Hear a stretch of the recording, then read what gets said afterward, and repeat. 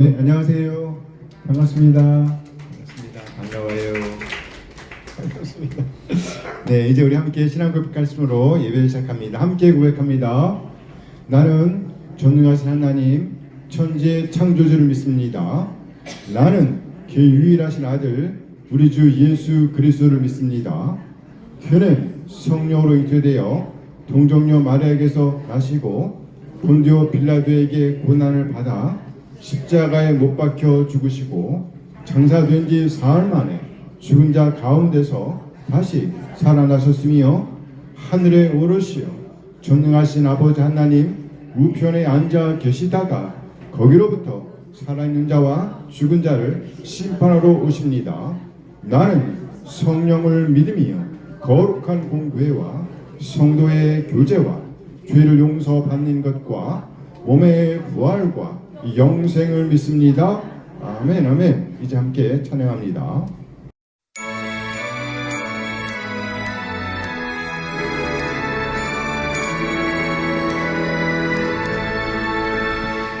참한 가운 성도여 다 이리 와서 베들레헴 성막을 가보시다.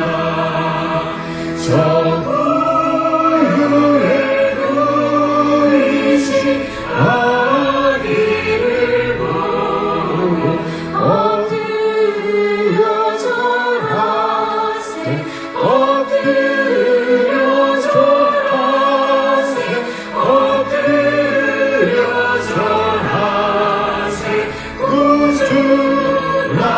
구주나셨네.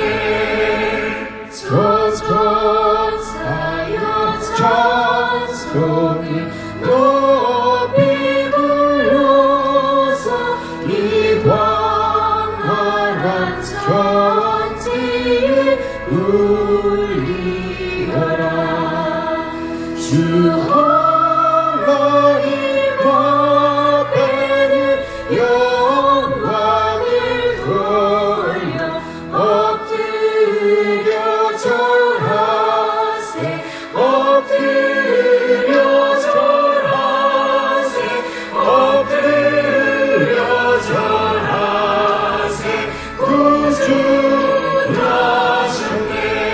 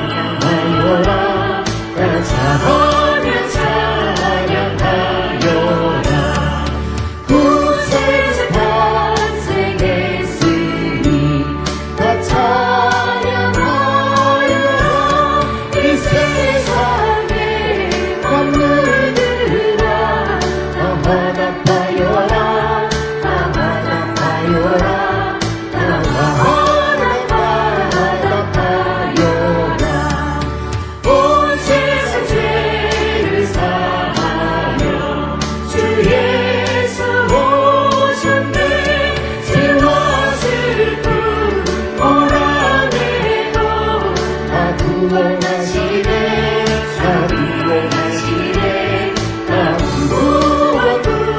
구원하시네 은혜와 진리 되신 주가 주관하시니 만국에서 우주 앞에 나 경배하여라 나 경배하여라 나 경배하여라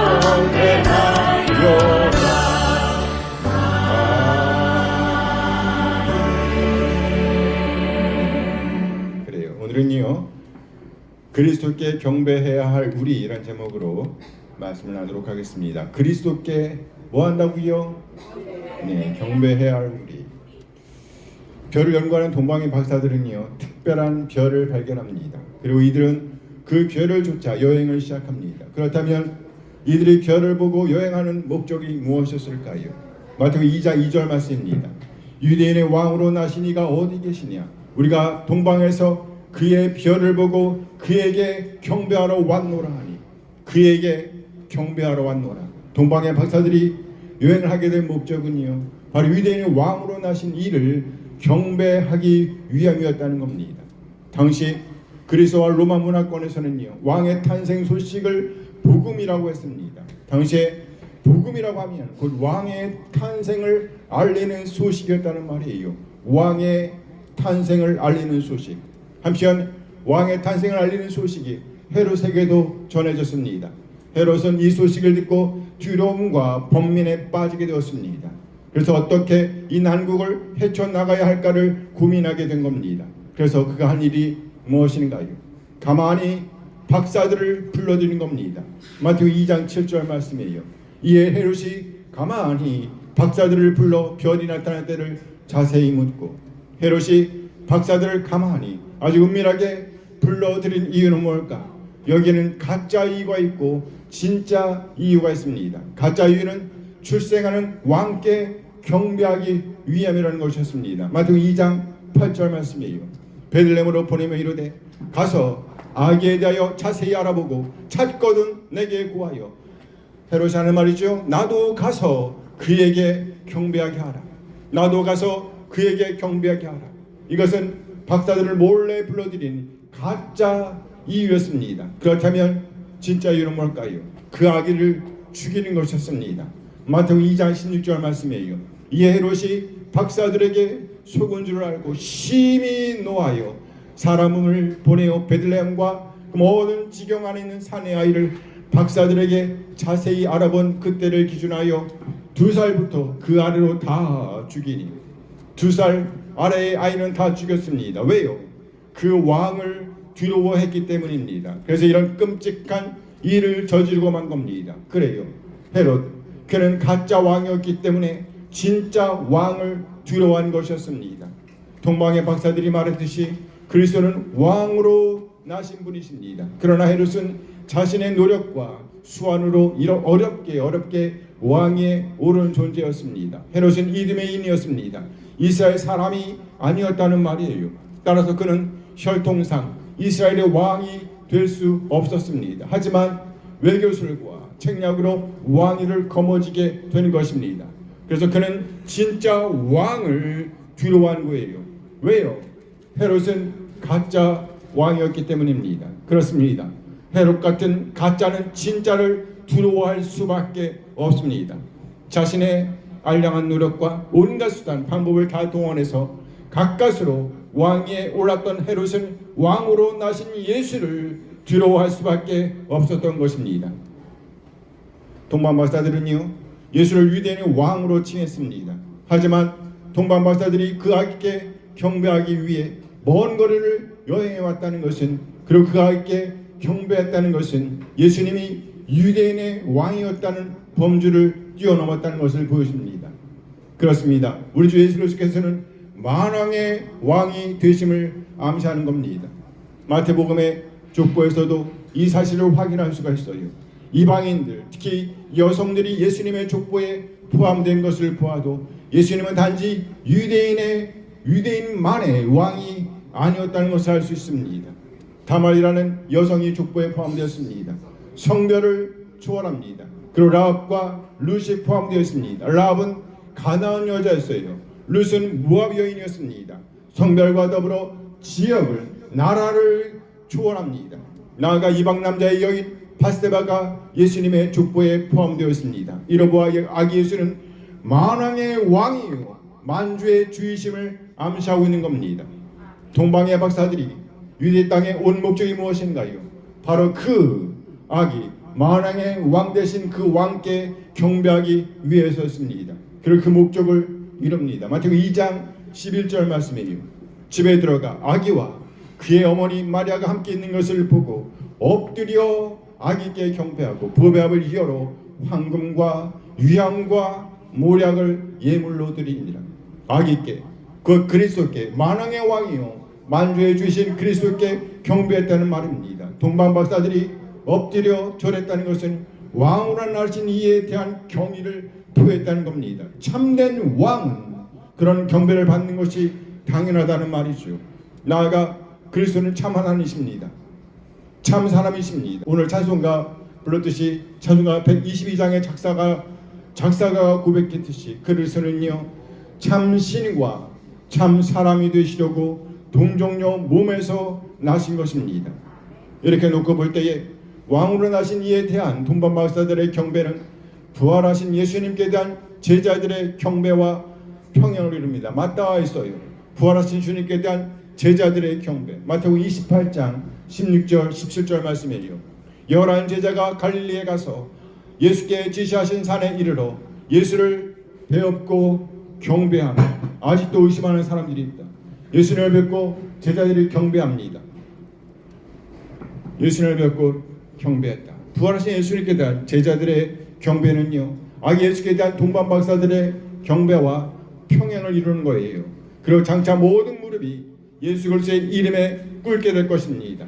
그리고 또 모든 입술이 죽음을 이기신 그리스도를 생명의 주로 고백하게 될 거예요.